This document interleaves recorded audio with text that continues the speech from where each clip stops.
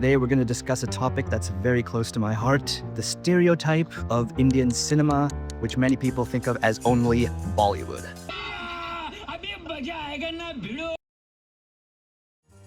Now don't get me wrong, the singing, the dancing is very much culturally embedded in Indian society.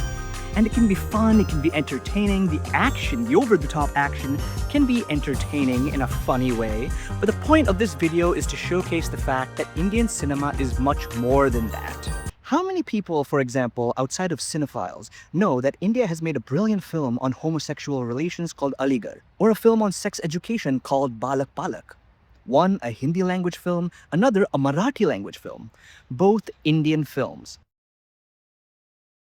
Being born and raised in America, I went to college in the United States, and being into film, I have a lot of friends who are very curious about Indian cinema. They ask me, hey Chirag, I would love to watch a Bollywood film. And I know exactly what they're thinking in their head. You know, singing, dancing, colorful, happy stuff. And me being me, I'm not going to give them what they expect. Because I'm all about breaking the stereotype, man. I need to support my love for cinema beyond the cliches. So what do? I show my friends the most polar opposite film you can imagine. Just shake them up. Just make them realize that, holy shit, this is an Indian movie? Yes, it's an Indian movie. So what film did I show my friends when they randomly asked me, hey Chirag, I would love to watch an Indian movie? I showed them Matrabhumi, A Nation Without Women.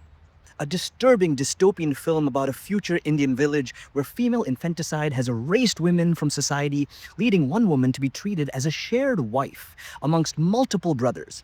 A film about men who turn into monsters due to sexual oppression. Not Bollywood, but Indian cinema.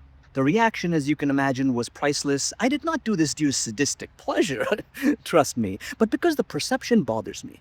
Yeah, I did step back a bit, and then I showed them Rang De Basanti and Chak De India. Mainstream, but different.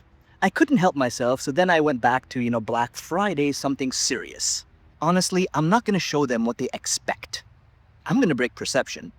Why? Because I'm on a journey to kill the damn stereotype that just clings on to Indian cinema like sticky glue, man. We all know every American movie is not a superhero flick or an end-of-the-world epic. And therefore, I would encourage cinema lovers from around the world to understand that every country has films that go beyond the perception. You just need to look for it. The way you look for any good cinema, really, while the mainstream fluff just lands at your feet. That's easy to find, although I admit entertainment is subjective. My point is the label and the perception that undermines the diversity of Indian cinema. Still, a huge chunk of the global audiences basically view Indian cinema as colorful, singing people doing dramatic things for 3 hours. Meanwhile, Indian cinema casually makes films like Aakho Dekhi, Super Deluxe, Ugly, Vicky Donor, Court, Hazaro Khwahishein Aisi, and many more. By the way, I have an accent. I apologize. I apologize if I butcher any names. The entire Shakespeare trilogy by Vishal Bharadwaj is enough to destroy the perception. Real cinema, slow emotional dramas, psychological films, social realism, existential philosophy, gangster epics, quiet human stories. Yes, they all exist. Indian cinema is massive, like absurdly massive. There are like 15 different film industries in India, and films are made in 21 different languages. Trying to define all of Indian cinema through one stereotype is like watching Fast and Furious 9 and concluding, yes, all American films are about bald men defying gravity. No, that's not true. We know that. Similarly, Indian cinema is not just over-the-top craziness. We also have films like Ship of Theseus, which is the kind of film that makes you stare at the ceiling, questioning existence, morality, identity, and whether you're intellectual enough to even fully understand the film to begin with. Then there's Tumbad, a horror film soaked in greed, mythology, rainwater. Then there's Article 15, which delves into the serious topic of casteism. Then there's Masan, which turns grief into small-town poetry. A brilliant tragedy.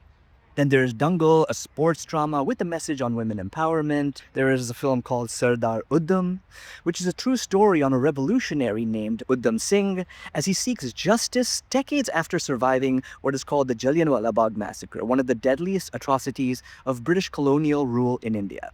If you love weird comedies, there's Delhi Belly, a chaotic black comedy where 3 dysfunctional roommates get pushed into this spiraling mess of gangsters, smuggling, and absurd just bad luck in modern Delhi. So Indian cinema is vast. and has evolved through its own mix of like theater traditions, classical music, mythology, literature, folk storytelling, regional cultures, and obviously global influence as well. Therefore, Indian cinema has its own grammar, its own rhythm, its own emotional language. Sometimes that language includes subtle realism. Sometimes, yes, it includes a man flying through the air in slow motion while drums aggressively just try to remind you constantly that, hey, look, this is the hero of the film. Both are valid, both exist. You have Gangs of Wasseypur, part gangster saga, part dark comedy, part political commentary, part everybody in town needs desperate therapy. You have Udan, which is just a coming-of-age story of a young boy. You know, it's about dreams, it's about childhood trauma, it's about unresolved potential, really. Then you have The Lunchbox, which somehow made tiffin boxes emotionally devastating. A very unique love story. India gave us a film called Newton, which somehow turned election duty in a conflict zone into one of the tensest, more darkly funny political dramas ever. Okay, maybe not ever. There are many political dramas that are interesting, either comical or serious. Many. Too many to list. By the way, I have to say this. What people label as Bollywood is only one part of the machine. A huge part. Yes, but still just one part. Bollywood is Hindi language cinema within Indian cinema. There are so many regional films beyond Hindi language cinema.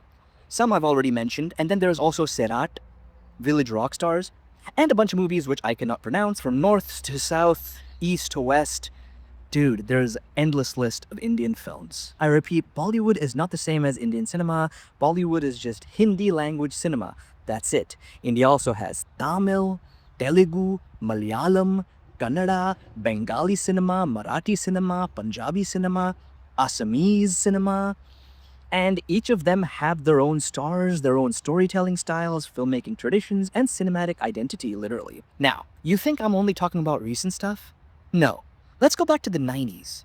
The 90s gangster epic Satya. Satya basically changed Indian cinema, specifically gangster-themed cinema. Then there is Dil Chahta Hai, which was more mainstream but with a twist. Indian filmmakers have been doing unconventional cinema and storytelling for decades. Back in the 1950s, you have Guru Dutt, who was making films that looked emotionally and visually way ahead of its time. The film Pyasa is about artistic frustration, disillusionment, and depression, and it's shot beautifully. Kagaz Ke Phool explored the loneliness of fame and how success, public scrutiny, and personal sacrifice can emotionally destroy a person. Then you had Satyajit Ray quietly making some of the greatest films ever made, anywhere in the world. His cinema has influenced filmmakers globally, while modern audiences online still think Indian cinema began with people singing and dancing. Hell, even today, most Indians may not be aware of Satyajit Ray, but the world is. The first film that I really saw about India was Pate Panchali by Sajid Ray, and it brought me to learn about the rest of the world. Then you have the parallel cinema movement of the 80s and 70s. Now, this is the era where Indian filmmakers collectively decided, what if we give audiences emotional damage instead of item songs? Singing, dancing, love stories. You had Ardh Satya, angry, exhausted, brutally honest. Jaane Bhi Do Yaro, political satire so absurd it somehow became even more relevant over time. Masoom, soft heartbreak. Mirch Masala, feminist rage before social media discovered feminism. Akrosh, silence filled with anger, a suffocating portrait of oppression where grief, fear, and injustice became too deep for words. Mandi, social satire wrapped in chaos. Garam Hawa, one of the most human portrayals of partition ever made. Political films, human films, quiet films with depth, tragic films, you name it. And yes, some of these films have songs, but they are contextual. They add a poetic layer. That is how good Indian cinema actually uses music. About dance, that also depends. Keep in mind that it is culturally embedded in Indian society. It's not random. So the whole random stereotype also needs to die. You see, India is a very musical culture that loves to dance as well. Weddings have music and dance, festivals have music and dance, religious ceremonies have music and dance. So naturally, Indian cinema is just fully absorbed in rhythm. But it's just not the way certain clueless people perceive it. Obviously, in real life, I would be super confused if my Uber driver just randomly started dancing and singing.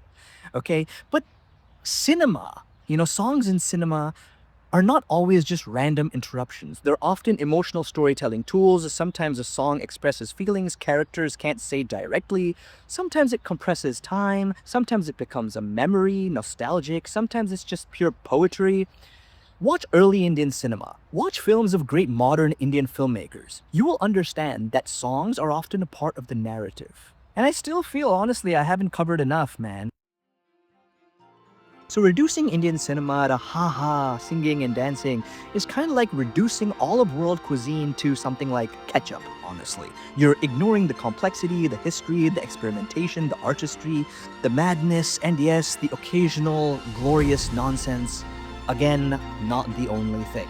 Anyways, I'm not saying you have to show Matrabhumi to every person who hasn't seen Indian movies to break the stereotype, okay? That may traumatize some, but the list of options are endless. Maybe start with Andhadhun, or Tare Zameen Par, or any of these regional films which I won't even try to pronounce. And then, ladies and gentlemen, the most important part of this topic, Bhojpuri cinema.